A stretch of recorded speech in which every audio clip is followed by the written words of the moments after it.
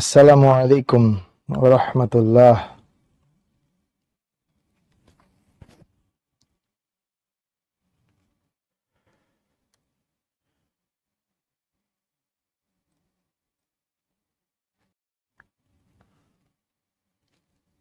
Grammar নিয়ে টেনশনে আছো তাই? আচ্ছা, ঠিক আছে, সমস্যা নেই। আজকে আমরা সেই জিনিসটাই মাথায় রেখে আগাবো আর কি। আমরা সেকেন্ড পেপারই হচ্ছে আজকে বেশি বেশি করে দেখার চেষ্টা করব। ফার্স্ট পেপারটা জাস্ট আমরা টান দিয়ে চলে যাব। দেখো, ফার্স্ট পেপারে ইউনিট 6 লেসন 1 আর 2 দুইটা আছে। তো আমরা একটুখানি দেখে আসি লেসন 1 এ কি আছে। দেখো, লেসন 1 এ আমরা দেখতে পারতেছি যে হচ্ছে নেপালকে নিয়ে একটা প্যাসেজ আমরা দেখতে পারতেছি। নেপাল, তো এখানে বলেছে known as the land of Everest, তাই না? তাহলে আমরা যেমনটা বলেছি ফাইনাল রিভিশন কোর্সে আমরা নরমালি ফার্স্ট পেপার ওই একাডেমিক লাইফের মতন একদম ধরে ধরে এভাবে পড়ার কিছু নাই। আমরা একদম প্যাসেজ থেকে মেইন ইনফরমেশন যেখানে যেখানে আছে সেই জায়গাগুলো একটু ভালোভাবে দেখে কোয়েশ্চেন সলভ করে ফেলতে পারবো। সো দেখো, নেপালকে কি বলা হচ্ছে? known as the land of Everest, অর্থাৎ এভারেস্ট যে শৃঙ্গ, হ্যাঁ, সেটার যে দেশ, সেই দেশ হিসেবে নেপাল পরিচিত। আর এটাকে বলেছে one of the most charming countries in Asia, অর্থাৎ বুঝতে পারতেছি এটা কোন মহাদেশে অবস্থিত? এশিয়াতে অবস্থিত, তাই না? আচ্ছা, so the kingdom of Nepal, তাহলে এইখান থেকে যদি কখনো প্রশ্ন হয় নেপালের অফিসিয়াল নাম কি, এটা হচ্ছে নেপালের অফিসিয়াল নেম, ঠিক আছে? এটা হচ্ছে নেপালের official name, the kingdom of Nepal. Is a small land, ছোট্ট একটা দেশ, হ্যাঁ, কিন্তু এখানে কি আছে? Sublime beauty. তাহলে সাবলাইম শব্দটা কিন্তু তোমাদের ভোকাবুলারির জন্য খুবই গুরুত্বপূর্ণ। সাবলাইম মানে হচ্ছে মহিমান্বিত, ঠিক আছে, অসাধারণ। সো এরপরে দেখো এখানে কি কি আছে। দেখো এখানে পৃথিবীর বিখ্যাত কিছু জিনিস আছে, যেমন দেখো ইম্পর্টেন্ট টেম্পলস, মন্দির সমূহ আছে, ঠিক আছে। এখানে সিনিক বিউটি, এটা খুবই সুন্দর, এটার কালচারাল হেরিটেজ, সাংস্কৃতিক যে ঐতিহ্য, এগুলো সবই। আর এই জায়গায় দেখো, হ্যাঁ, একটা খুবই ইম্পর্টেন্ট পার্ট এখানে দিয়েছে, সেটা হচ্ছে দেখো নেপাল লাইজ, একটু, যে Nepal lies between India and the Tibetan part of China. এটা হচ্ছে নেপালের অবস্থান, মার্ক করে নিও। নেপাল কোথায় পড়েছে? ইন্ডিয়া এবং চায়নার যে তিব্বতীয় অঞ্চল, এটার মাঝামাঝি একটা জায়গায়। তারপরে দেখো এখানটায় বলেছে এটার এরিয়া দেয়া আছে, তাহলে এরিয়াটা একটু মাথায় রাখতে হবে, এরিয়া থেকে প্রশ্ন হতে পারে। তারপর এখানে দেখো বলেছে সাউদার্ন নেপাল, মানে নেপালকে এবার হচ্ছে ভাগাভাগি করতেছে। একটাকে বলছে সাউদার্ন নেপাল, এটাকে বলছে ট্রপিক্যাল লোল্যান্ড, ঠিক আছে। সো ট্রপিক্যাল বলতে কি? ক্রান্তীয়, তাই না? তোমরা জানো পৃথিবীর, এটা তো তোমরা এমনিতে ওই যে পড়েছো না, যে অক্ষরেখা এবং বিষুব রেখার যে ব্যাপারটা, তো ট্রপিক অফ ক্যান্সার যেটাকে আমরা বলি, হ্যাঁ, বা ট্রপিক অফ ক্যাপ্রিকর্ন একটা আছে। সো এই দাগটা, এই রেখাটা যেদিক দিয়ে গেছে, ওই অঞ্চলটাকে আমরা ট্রপিক্যাল অঞ্চল বলতেছি। আর এই সাউদার্ন নেপালকে কি বলা হয়? টেরাই প্লেইনস, ঠিক আছে, টেরাই প্লেইন নামে এটা পরিচিত। সমভূমি, প্লেইন বলতে এখানে সমভূমির কথা আসতেছে আর কি। তারপরে দেখো এইখানে গ্রীষ্মে গরম থাকে এবং উইন্টারে ওয়ার্ম হয়। দ্যাট মিনস উইন্টারটা খুব একটা ঠান্ডা পড়ে না, এইখানটায় কি হচ্ছে? ওয়ার্ম উইন্টার্স, ঠিক আছে। সো দেখা যাচ্ছে যে temperature reach in 40 degree Celsius, তাহলে অনেক বেশি গরম হয় গ্রীষ্মকালে। অ্যান্ড মনসুন রেইনস, মৌসুমী যে বৃষ্টি, সেটা ড্রেঞ্চ, খুবই সুন্দর একটা শব্দ, ড্রেঞ্চ। ড্রেঞ্চ অর্থ হচ্ছে পুরোপুরি ভিজায় চুপসে দেয়া, ভিজিয়ে চুপসে দেয়া, সেরকম একটা অর্থ পাই, ঠিক আছে। সো তারপরে দেখো দ্য সেন্ট্রাল হিলল্যান্ডস ইনক্লুডিং, আচ্ছা তোমাদেরকে এখান থেকে একটা কথা বলে দেই, ইনক্লুডিং শব্দটা কিন্তু একটা আসলে কি ভাইয়া? প্রিপোজিশন। ইনক্লুডিং হচ্ছে একটা preposition. So central highlands including the Kathmandu and Pokhara valleys have a temperate climate. এইখানে আবার কি আছে? কাঠমান্ডু মানে কি? নেপালের যে রাজধানী, তাই না? কাঠমান্ডু হচ্ছে কি? নেপালের ক্যাপিটাল সিটি, তাই তো? আমরা এটা সবাই জানি। তাহলে রাজধানী যে কাঠমান্ডু, এবং পোখারা, বিখ্যাত একটা শহর, পোখারা শহর। তো পোখারার যে উপত্যকা, এইখানে কি টেম্পারেচারটা, মানে এখানকার আবহাওয়াটা টেম্পারেট, সহনশীল, অনেকটা বাংলাদেশের মতো। এন্ড এইটা ইনফ্লুয়েন্সড মানে এটা প্রভাবিত হয় কি দ্বারা? মনসুন, মৌসুমী বায়ু দ্বারা। ঠিক আছে, মৌসুমী বায়ু মানে যেই বায়ুর ফলে বৃষ্টি হয়। North of that is the slope of the main section of the Himalayan range. এইটারই নর্থের দিকে হিমালয় রেঞ্জটা আছে। আর this part of Nepal has some of the highest peaks of the world. অর্থাৎ বিশ্বের সবথেকে উঁচু উঁচু চূড়াগুলোর মধ্যে কিছু আছে এই নেপালের এই অঞ্চলটাতে, ইনক্লুডিং এভারেস্ট। তাহলে দেখো আবারও ইনক্লুডিং কে আমরা প্রিপোজিশন বলতেছি, কারণ এইটা এভারেস্ট একটা নাউন, নাউনকে বাক্যের সাথে যুক্ত করতেছে। সো এই ইনক্লুডিংটা তাহলে কি হচ্ছে? আলটিমেটলি দেখো ভাইয়া প্রিপোজিশন হচ্ছে। সো এখানে কতজন মানুষ আছে এদের জনসংখ্যা দেখাইছে, আমরা দেখতে পারতেছি এখানে প্রায় 2,90,00,000 মানুষ এখানে বসবাস করে। প্রাইমারিলি রুরাল, মূলত এরা গ্রামবাসী। কাঠমান্ডু যেটা রাজধানী, দ্য ক্যাপিটাল সিটি, একটু আগে বলেছি, has less than 1 million inhabitants, মানে 10 লাখেরও কম জনগণ এদের যে রাজধানী সেখানে থাকে। নেপালস ডেমোগ্রাফিক ফিচার, ডেমোগ্রাফিক কথাটার অর্থ হচ্ছে জনতাত্ত্বিক, মানে জনসংখ্যা রিলেটেড যেটা, ঠিক আছে, জনসংখ্যা সম্বন্ধীয়, ঠিক আছে, জনসংখ্যা রিলেটেড যে ফিচার, বৈশিষ্ট্য আর কমপ্লিকেটেড, এটা জটিল। Not only by dozens of ethnic groups, শুধু ডজন ডজন উপজাতি গোষ্ঠী আছে ব্যাপারটা সেটাই না, শুধু এটার পাশাপাশি কি আছে দেখো, বাট বাই ডিফারেন্ট কাস্টস। কাস্ট মানে কি? কাস্ট মানে হচ্ছে সম্প্রদায়। তার মানে এখানে বিভিন্ন ধরনের যে উপজাতি আছে শুধু তাই না, এখানে সম্প্রদায়, উপজাতিদের মধ্যে আবার সম্প্রদায়, বিভিন্ন ধর্ম, সেগুলো ইন টোটাল 103টা জাতি আছে। যে হিন্দুদের, তোমরা যারা হিন্দু ধর্মাবলম্বী আছো তোমাদের তো জাত হয়, ঠিক তেমনি নেপালের যারা আছে অধিবাসী তাদের ভিতরেও 103টা জাত দেখা যায়, সম্প্রদায় দেখা যায়। সো এই ছোট্ট দেশ হলো এখানে এগুলা আছে। তাদের মধ্যে পরিচিতি দিছে দেখো কার কার, দ্য টু লার্জেস্ট, যে দুইটা সব থেকে বড় সেই দুইটার পরিচয় দিছে দেখো। একটাকে বলতেছি আমরা ছেত্রী এবং আরেকটাকে বলছি বাহুন, ঠিক আছে, ছেত্রী এন্ড বাহুন। অন্যান্য গুলার আরো কিছু নাম দিয়েছে, মাগার, এগুলা কেমন নাম ভাই, মাগার, থারু এন্ড তামাং। তারপর নিউয়ার মুসলিম, গুরুং এন্ড দামাই। ভাইরে ভাই, সব তো অংবং চং। তো যাই হোক, এখন এখানে আরো কি দেখতেছি, 48% মানুষ এখানে কি নেপালিজ ভাষায় কথা বলে, ঠিক আছে। আর এমং আদার ল্যাঙ্গুয়েজেস অন্যান্য গুলা হচ্ছে মৈথালি, ভোজপুরি, থারু এন্ড তামাং। মানে জাতির নামের সাথে, যে দেখো থারু জাতির ভাষা থারু, তামাং জাতির ভাষা তামাং, ব্যাপারটা এরকম। তারপরে বলেছে এখানটায় দেখো, Nepal is the holy land, এটাকে কি বলা হচ্ছে, পবিত্র স্থান of lord Pashupatinath and Gautam Buddha. অর্থাৎ পশুপতিনাথ এবং গৌতম বুদ্ধ নামের তাদের যে দুইজন প্রভু, তারা এই দেশেই জন্মেছিলেন, এই দেশেই তারা ধর্ম প্রচার করেছেন। Where the Hindus and Buddhist have lived together, যেখানে হিন্দু এবং বৌদ্ধরা একত্রে একসাথে বাস করেছে। ইন হারমোনি ফর সেঞ্চুরিজ, শতাব্দীর পর শতাব্দী। দ্য টেম্পল অফ পশুপতিনাথ, অর্থাৎ পশুপতিনাথের যে মন্দির সেটা কি হচ্ছে, most sacred Hindu shrine. Shrine কথাটার অর্থ হচ্ছে উপাসনালয়,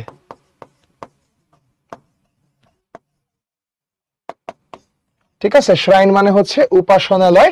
পশুপতিনাথের যে মন্দির সেটা হিন্দুদের একটা খুবই পবিত্র উপাসনালয়। And one of the 4 most important sites in the world. খুবই গুরুত্বপূর্ণ তথ্য দেখো, এটাকে বলা হচ্ছে one of the 4 most important sites in the world. সব থেকে গুরুত্বপূর্ণ যে 4টা স্থান, দর্শনার্থীদের স্থান, তাদের মধ্যে একটা চিন্তা করা হয় হচ্ছে পশুপতিনাথের। এবং এটা কি কাদের জন্য গুরুত্বপূর্ণ, সবার জন্য তো অবশ্যই না, যারা শিব ভক্ত, ঠিক আছে, অর্থাৎ হিন্দুদের যে দেবতা শিব, সেই শিবের ভক্ত যারা, তাদের জন্য পৃথিবীতে সবচেয়ে গুরুত্বপূর্ণ যে 4টা জায়গায় তারা যায় তাদের মধ্যে একটা হচ্ছে পশুপতিনাথের মন্দির। এদিকে Lord Buddha, the light off Asia. তাহলে এইখানটায় দেখো লর্ড বুদ্ধা যে, অর্থাৎ গৌতম বুদ্ধ, তার একটা পদবি আমরা পাচ্ছি, তাকে কি ডাকা হয়, দ্য লাইট অফ এশিয়া, এশিয়ার আলো। was born in Lumbini, তিনি লুম্বিনী গ্রামে জন্মগ্রহণ করেন, in Nepal's southern place, দক্ষিণাঞ্চলে, ঠিক আছে, সমতল ভূমি যেই ছিল শুরুতে সেখানে। তারপরে which makes this sacred pilgrimage মানে আমরা মাথায় রাখবো এটাকে তীর্থ বলা হয়। যেমন আমাদের মুসলিমদের জন্য কাবা ঘর আমরা বলি, হজকে ইংরেজিতে বলা হয় না দ্য হোলি পিলগ্রিমেজ, তাহলে পিলগ্রিমেজ মানে তীর্থযাত্রা মূলত। সো তীর্থের যে ডেস্টিনেশন, পবিত্র তীর্থ গন্তব্য হিসেবে ফর দ্য বুদ্ধিস্ট, এটা বুদ্ধিস্টদের জন্য একটা খুবই পবিত্র জায়গা হিসেবে পরিগণিত হয়। In fact many Nepalese combine Hindu and Buddhist practices. এই জায়গায় এসে দেখো একটা খুবই গুরুত্বপূর্ণ তথ্য আমরা পেলাম যে যারা নেপালি, অনেক নেপালি আছে যারা হচ্ছে পুরোপুরি হিন্দুও না পুরোপুরি বৌদ্ধও না, তারা হিন্দুত্ব এবং বৌদ্ধত্ব দুইটাকেই গ্রহণ করে দুইটার একটা মিক্সচার ধর্ম পালন করে। মেনি টেম্পলস অ্যান্ড শ্রাইন্স, অনেক মন্দির এবং উপাসনালয়গুলা আর শেয়ার্ড বিটুইন দ্য টু ফেথস, দুই বিশ্বাসীদের, দুই ধরনের বিশ্বাসীদের মধ্যে কি করে তারা টেম্পল অর্থাৎ মন্দির ভাগাভাগি করে। এন্ড সাম ডেইটিস কথাটার অর্থ হচ্ছে দেখো দেবদেবী, আর worshipped by both Hindus and Buddhist, হিন্দুরা এবং বৌদ্ধরা কিছু কিছু তাদের কমন কি আছে, দেবদেবী আছে, ঠিক আছে। তারপরে দেখো the Kathmandu valley is the richest cultural heritage centre of Nepal, নেপালের সব থেকে, এই রিচ মানে ধনী না, এই রিচ মানে বলতেছে, এই রিচ মানে সমৃদ্ধ, যেটাকে আমরা কি বলতেছি, সমৃদ্ধ মানে পরিপূর্ণ, সমৃদ্ধ কালচারাল হেরিটেজ আছে। দ্য থ্রি এনশিয়েন্ট সিটিজ, এখানকার তিনটা এনশিয়েন্ট সব থেকে প্রাচীন শহর বলতেছে কি দেখো, পাটান, কাঠমান্ডু এবং ভক্তারপুর বা বাংলায় বলতে গেলে ভক্তপুর, যেটা রিপ্রেজেন্ট অ্যান এপিটোম, ঠিক আছে, এপিটোম অফ হারমোনি। এপিটোম বলতে আসলে খুবই উচ্চ মার্গীয়, সর্বোচ্চ পর্যায়ের হচ্ছে যে একটা ভ্রাতৃত্ববোধ। দেখো হারমোনি এখানে বলেছে ঐকতান মানে সকলের একতা, ইন আরবান ডিজাইন শহুরে যে একটা নকশা, সেখানে elegant architecture and refined culture. So এখানকার জিনিসগুলো আমরা দেখলাম। তারপরে এখানে আরেকটা স্লাইড আমরা দেখতেছি, this cities are famous for religious monuments, এখানে কি আছে, বিভিন্ন ধরনের ধর্মীয় স্মৃতিস্তম্ভ, মনুমেন্ট, অর্থাৎ আমাদের যেমন আছে না ন্যাশনাল মেমোরিয়াল ইন সাভার, ওইটার মতন স্মৃতিস্তম্ভ।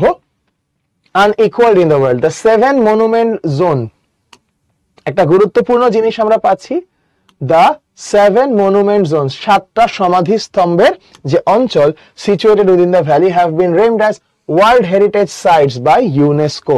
ইউনেস্কো সারা বিশ্ব জুড়ে যে ওয়ার্ল্ড হেরিটেজ সাইট ঘোষণা করে আসতেছে বিভিন্ন জায়গাতে, বাংলাদেশে অনেকগুলো আছে, 7 গম্বুজ মসজিদ আছে, তারপরে হচ্ছে রাজশাহী সোনা মসজিদ আছে, হ্যাঁ। সো এরকম যেখানে আসলে বিশ্ব ঐতিহ্য, কালচারাল ঐতিহ্যগুলো আসলে ফুটে ওঠে কোনো একটা জায়গায়। তারপরে এখানকার কিছু বিখ্যাত অনুষ্ঠানের কথা আসতেছে, মেনি ফেস্টিভ্যালস, অনেক উৎসব, and dazzling colors add dazzling color to Nepal's vibrant culture, অর্থাৎ প্রাণবন্ত যে সংস্কৃতি, এখানে উৎসবগুলো সেগুলোর প্রাণ, which are celebrated throughout the year, সারা বছর জুড়ে। তার মধ্যে দেখো গুরুত্বপূর্ণগুলোর নাম, দাসাইন অর দশেহরা, তোমরা জানো দশহরা এটা কি হিন্দুরাও পালন করে তাই না, is celebrated nationwide in October, October মাসে দশহরা আলটিমেটলি প্র্যাকটিস করা হয় বা ওইটা পালন করা হয়। দেন আমরা পাচ্ছি this is the most important of all Nepali celebration, এটা সব থেকে গুরুত্বপূর্ণ হিসেবে বিবেচনা করা হয়, and includes the biggest animal sacrifice of the year, সব থেকে বড় পশু কোরবানি, হ্যাঁ, তারা এই দিনটায় বা এই অনুষ্ঠানের সময় দশহরার সময় করে। তারপরে দেখো আরেকটা আছে তিহার, তেওহার যেটাকে হিন্দিতে বলে। So Tihar is celebrated in November, other festivals include, আরো কিছু আছে যেমন বলেছে দ্য হোলি এবং চৈত্র দর্শন, ঠিক আছে। তো সাম হিন্দু ফেস্টিভ্যালস, আমরা কিছু কিছু হিন্দু ফেস্টিভ্যালও পাচ্ছি, যেমন হচ্ছে দেখো বলেছে কি কি জানি, ও হরিবোধনী একাদশী, মহাশিবরাত্রি অ্যান্ড দ্য কৃষ্ণ জয়ন্তী, এগুলা। ঠিক আছে, দেয়ার আর বুদ্ধিস্ট সেলিব্রেশনস টু, বৌদ্ধদের উৎসব আছে, যেমনটা হচ্ছে মনি রিমধ, বুদ্ধ জয়ন্তী অ্যান্ড লোসার। এবং লাস্টে which marks the Tibetan new year. তাহলে তিব্বেতিয়ান নিউ ইয়ার কোনটাকে বলতেছে? লোসার। লোসারের পরে বলেছে লোসারটাই হচ্ছে তিব্বেতিয়ান, অর্থাৎ তিব্বতীয় অঞ্চলের নববর্ষ, সেটাই পালন করা হয় এই লোসারের মধ্যে। চলো এমসিকিউ গুলা দেখো তো, এটা কি হয়েছে? এটা তো অ্যান্সার হয়ে গেছে। দেখো, how does Nepal's cultural diversity influence its festival calendar. Festival ক্যালেন্ডারকে কিভাবে প্রভাবিত করে? দেখো বলেছে, festivals are celebrated solely based on religious belief. Different ethnic groups have their own distinct festival. Festivals are coordinated with the agriculture calendar. Our festivals are primarily influenced by Western tradition. ঠিক আছে, so এটার উত্তর আসলে option number 2। ভিন্ন ভিন্ন যে ethnic group আছে তাদের নিজস্ব পুরোপুরি আলাদা বৈশিষ্ট্যের তাদের ফেস্টিভ্যাল আছে। তারপরে ইউনেস্কো কাঠমান্ডুর ভ্যালিকে সিগনিফিকেন্স দিয়েছে। ঠিক আছে, তো এর ফলে কি হয়েছে দেখো, যখন ওয়ার্ল্ড হেরিটেজ সাইট হিসেবে কোনো জায়গাকে ঘোষণা করা হয় তখন ফ্রি এন্ট্রি হওয়ার কোনো সুযোগ তো এখানে থাকতেছে না। নেপালের ট্যুরিজম রেভিনিউ, মানে নেপালের যে হচ্ছে ভ্রমণের উপরে তাদের যে আয়, সেটা বেড়ে যায়। রাখি আমরা এটাকে, it preserves the cultural and historical heritage of the area. তার মানে এটা ওই এলাকার যে সাংস্কৃতিক এবং ঐতিহাসিক ঐতিহ্য আছে সেটাকে ধরে রাখে। সো অবশ্যই এই হেরিটেজ সাইট ঘোষণার মানে এইখানে তাদের এটা একটা প্রতিশ্রুতি পাচ্ছে, তার মানে এটা তারা ধরে রাখতে পারতেছে। সো ইয়েস, 3 নাম্বার উত্তর। Last, what is the term used to describe the area of Nepal that has a temperate climate and includes Kathmandu and Pokhara. তাহলে দেখো ওই অঞ্চলটাকে কি বলা হচ্ছিল, হ্যাঁ, যেখানটায় আসলে কি ছিল, যেখানে ছিল হচ্ছে কাঠমান্ডু এবং পোখারা ভ্যালি ছিল, সেই জায়গায় আসলে কি হবে। চলো আমরা ওই জায়গাটা তাহলে প্যাসেজ থেকে আরো একবার দেখে আসি, যেখানটায় কি ছিল, ছিল হচ্ছে এই যে দেখো, the central hill lands, the central hill lands. তাহলে এখানে আমরা বুঝতেছি অপশন নাম্বার সি যেটা, সেটাই আমাদের সঠিক উত্তর, hill land, central hill lands. ঠিক আছে, সো এই হচ্ছে, এখানে দেখো উত্তরগুলো সব দেওয়া আছে, তোমরা একবার চেক করে নিতে পারো। ঠিক আছে, আচ্ছা তোমাদের রিয়ারেঞ্জের কি অবস্থা আমি একটু দেখে আসি। চলো, ফার্স্ট পেপার তো আমরা একবারে সরাসরি বোর্ড কোয়েশ্চেনে চলে যাই। ঠিক আছে, দেখো এটা কত গুরুত্বপূর্ণ একটা রিয়ারেঞ্জ, কতবার করে কত জায়গায় আসছে। রিয়ারেঞ্জ অ্যান্সার করার সময়, ঠিক আছে, রিয়ারেঞ্জ অ্যান্সার করার সময় আমরা জানি বোর্ডের ক্ষেত্রে আমরা জাস্ট বক্স এঁকে দিলেই চলবে, গল্প লেখার দরকার পড়বে না, তাই না? দেখো এখানে লেখা থাকে যে only the corresponding numbers of the sentences need to be written. ঠিক আছে, সো এটা দেখে আমরা বুঝতেছি। সো এখন তোমাদের জন্য আগে 5 মিনিট সময়, তোমরা এই রিয়ারেঞ্জটাকে বক্স আকারে, হ্যাঁ, কোনটার পরে কোনটা হবে একটুখানি তোমরা নিজেরা আগে চেষ্টা করো, চেষ্টা করে কমেন্ট করো। তোমাদের জন্য সময় হচ্ছে এক্স্যাক্টলি 4 মিনিট।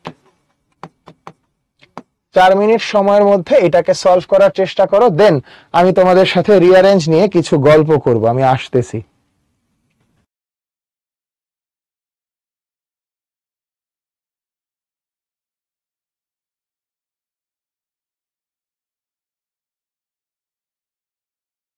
ঠিক হয়ে গেছে তোমাদের সবগুলাই, প্রায় মানে 2-1 জনে 2-1টা জায়গায় আমি একটু 19-20 দেখতে পারতেছি, এছাড়া সবারটাই একদম পারফেক্টলি ঠিকঠাক আছে। হ্যাঁ, তো আমরা যদি অ্যান্সার গুলাকে একটু ধরে ধরে একটু জাস্ট খেয়াল রাখি রিয়ারেঞ্জের ক্ষেত্রে।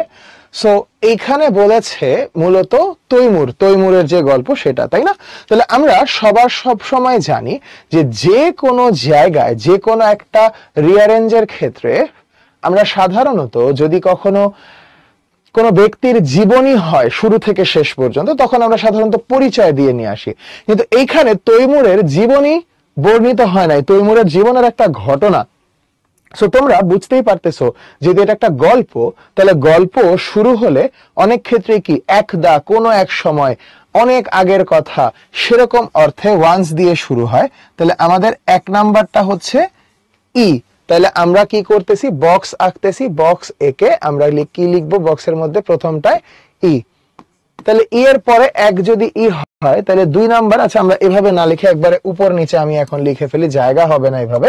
তাহলে এইটা হচ্ছে 1, ই দিয়ে শুরু হচ্ছে। once young Taimur attacked a province but unfortunately his soldiers were all killed।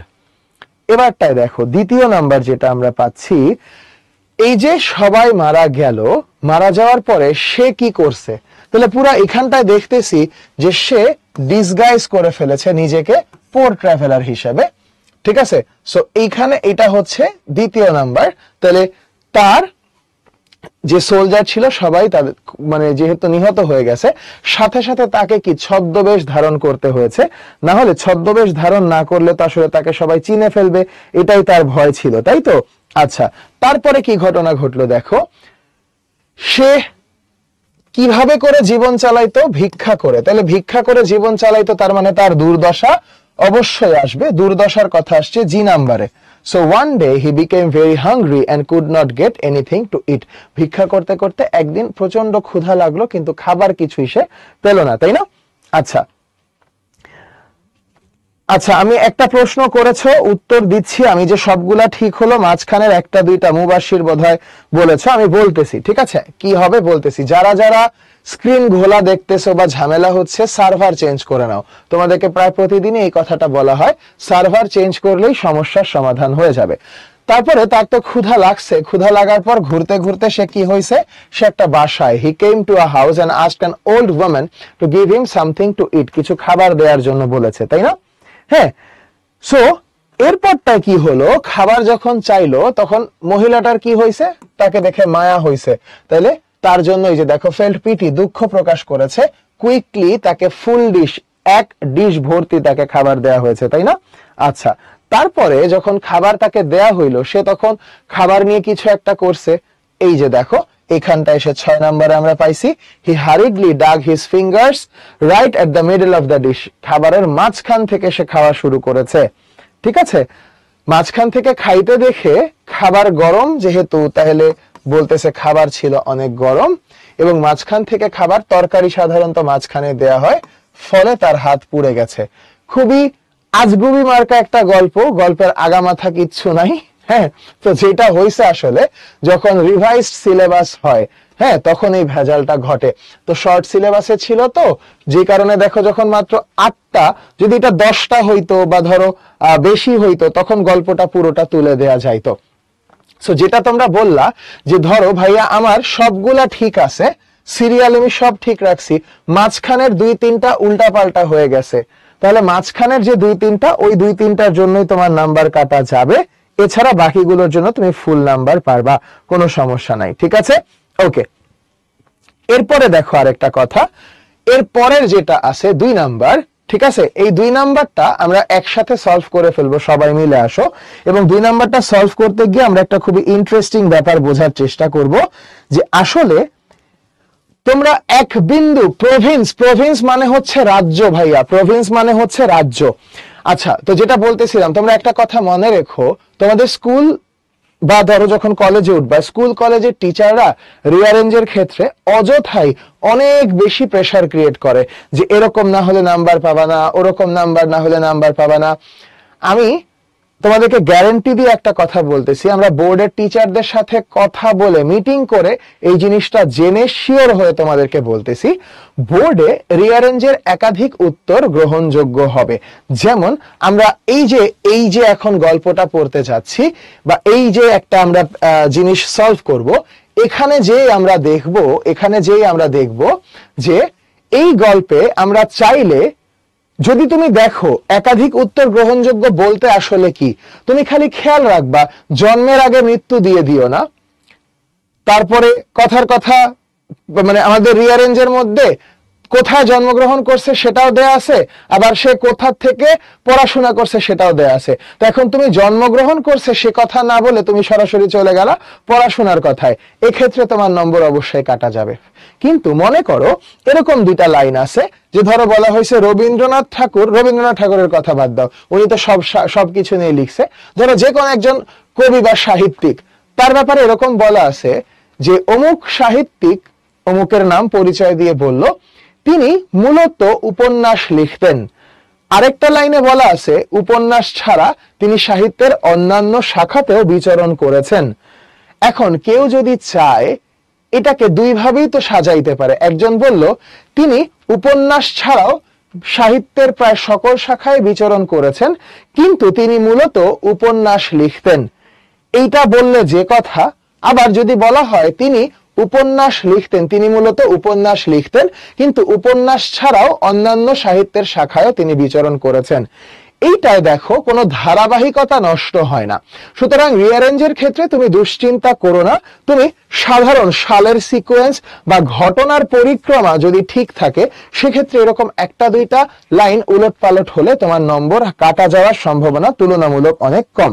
ঠিক আছে, ওকে। আচ্ছা আমি কি ভুল করছি ভাইয়া?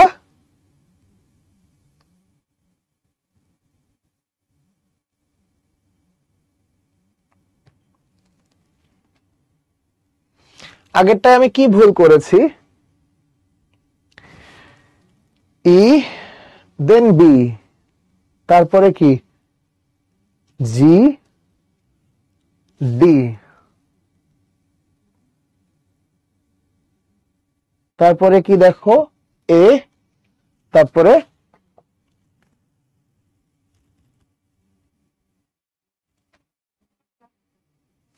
এর পরে আমরা যদি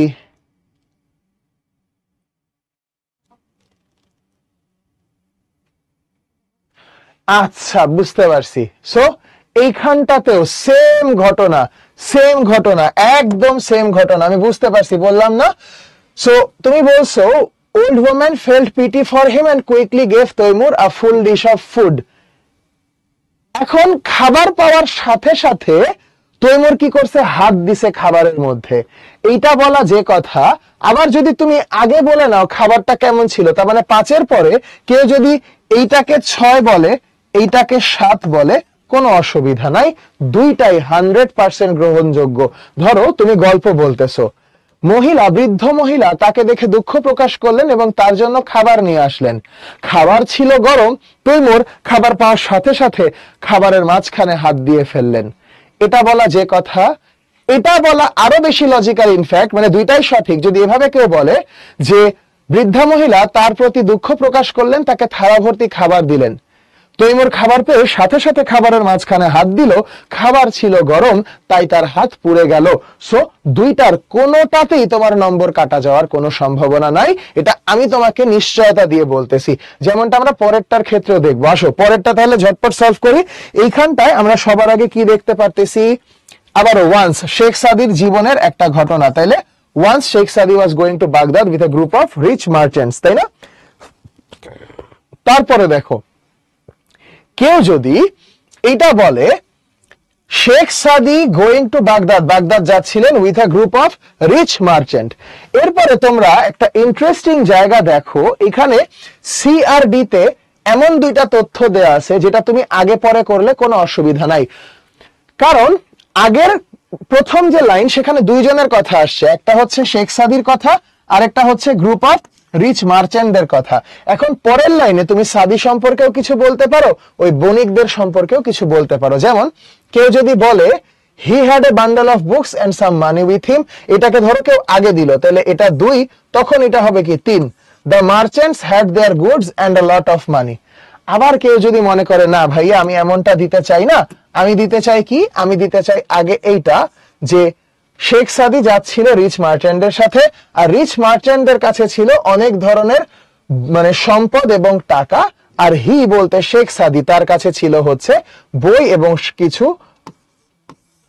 সামান্য টাকা পয়সা। এই দুইটার কোনোটাতেই আলাদা করে কোনো পার্থক্য তৈরি হবে না। তবে হ্যাঁ, যদি অধিক গ্রহণযোগ্য চিন্তা করো, তাহলে শেখ সাদি যেহেতু আছে, পরবর্তীতে হিটা দিয়ে দেয়া ভালো, মানে বেস্ট হচ্ছে মানে জি, তারপরে ডি, তারপরে সি। মানে দেখো দুই ভাবেই বলা যায়, G plus D plus C, আবার বলা যায় G plus C plus D. তবে এই দুইটার মধ্যে এটা বেটার, এটা বেটার সলিউশন, ঠিক আছে? বাট দুই ভাবেই করা যাবে, কোনো অসুবিধা নাই। দেখো তাহলে বাকি পার্টটা আমরা শেষ করে ফেলি। এখানে কি বলছে তাইলে, তারা 12 দিন কোনো ঝামেলা ছাড়াই পথ চলতে পেরেছিল, তাই তো? ওকে, 12 দিন পথ চললো, তারপরে কি হলো ঝামেলা? 13 নম্বর দিনের কথা আসছে, সো এটা স্বাভাবিকভাবে তারপরে অন দ্য 13th ডে, 13তম দিনে গ্যাং অফ রবার্স, একদল ডাকাত এসে হামলা করলো তাদেরকে, তাই না? হামলা করার পর কি হয়েছে, সকল পণ্য তাদের ছিনিয়ে নিয়ে গেছে। ছিনিয়ে নিয়ে যাওয়ার পরে শেষে the leader of the robbers came to Sadi and ordered him to give all he had with him, তার সাথে যা ছিল সবকিছু দিয়ে দিতে বলল। দিয়ে দেওয়ার সময় শেখ সাদি কি করলো তাইলে, শেখ সাদি তার কাছে যে বই ছিল এবং সামান্য যে টাকা পয়সা ছিল সেটাও কোনো ভয় ছাড়া সে দিয়ে দিল। দিয়ে দেওয়ার পরে লাস্টে দেখো, দিয়ে দেওয়ার পরে বলল, সাদি then said, I hope that you will make the good use of these books. সবার লাস্টে আমি আশা রাখবো যে তোমরা এই বইগুলোর সঠিক ব্যবহার করতে পারবে। এইভাবে করে জিনিসটা তাহলে আসে। সো পেনিসিলিনের এটা আমরা হোমওয়ার্ক নিব। সাদি একটা করেছি, বরিশাল বোর্ড হোমওয়ার্ক নিচ্ছি, দিনাজপুর বোর্ড হোমওয়ার্ক, ময়মনসিংহ বোর্ডও হোমওয়ার্ক। এখানে অ্যান্সারও দেয়া আছে, অ্যান্সার না দেখে নিজের মতন করবা। আমরা ছোট্ট করে ব্রেক নিব একটা 10 মিনিটের, তাহলে আমরা ক্লাস রিজিউমস এট, এখন 53 বাজে, তাহলে আমরা ঠিক 9টা 54 বেজে যাবে। সো 9টা 4-এ আমরা ক্লাস শুরু করব। ক্লাস শুরু করে আমরা আজকে খুব ভালোভাবে সিম্পল কমপ্লেক্স কম্পাউন্ড আমি আমার ওয়েতে তোমাদেরকে প্র্যাকটিস করায় দিব। আমরা যত টাইপের সিম্পল কমপ্লেক্স কম্পাউন্ড ট্রান্সফরমেশন হতে পারে প্রতিটা টাইপ আমি তোমাদেরকে ধরে ধরে দেখায় এবং বোর্ড কোয়েশ্চেন সলভ করায় ইনশাআল্লাহ কভার করে দিব, ঠিক আছে? সো দেখা হচ্ছে ব্রেকের পরে।